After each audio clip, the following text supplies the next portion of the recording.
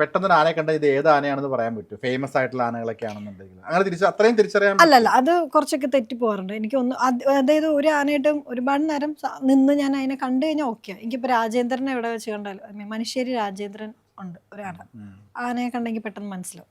കാരണം അതിന്റെ രൂപമൊക്കെ കുറച്ച് ഡിഫറെന്റ് ആണ്. മനുശ്ശേരി രാജേന്ദ്രൻ നല്ല കൊമ്പുള്ള ഒരു ആനയാണ്. അത് ഇവിടെ വരിക്കാശ്ശേരി മന ആ ഭാഗത്ത്. അപ്പോൾ അവരിപ്പോൾ ഒരു എഴുന്നള്ളിപ്പിനൊക്കെ പോകുമ്പോൾ കാണുമ്പോൾ എനിക്ക് മനസ്സിലാവും അങ്ങനത്തെ. പിന്നെ കർണനല്ലല്ലോ, ഒരു ആന കൂടി ഉണ്ട്, ഭയങ്കര ഫേമസ് ആണ് ട്രിവാൻഡ്രത്ത്. കണ്ടിട്ടില്ല, പക്ഷെ ഞാനത് അകലേന്നേ കണ്ടിട്ടുള്ളൂ.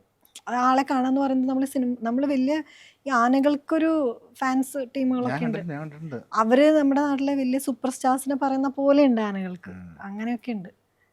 ഞാൻ കണ്ടിട്ടുള്ളത് അതൊക്കെ ഭയങ്കര അതുപോലെ ഒരു ആനനെ കാണാൻ പറ്റില്ല. നമ്മൾ പറഞ്ഞല്ലോ എനിക്ക് രജനീകാന്തിനെ കാണാൻ പറ്റിയില്ല എന്ന് പറഞ്ഞ പോലെ ആനനെ കാണാൻ പറ്റിയില്ല, അങ്ങനെയൊക്കെ ഉണ്ട്.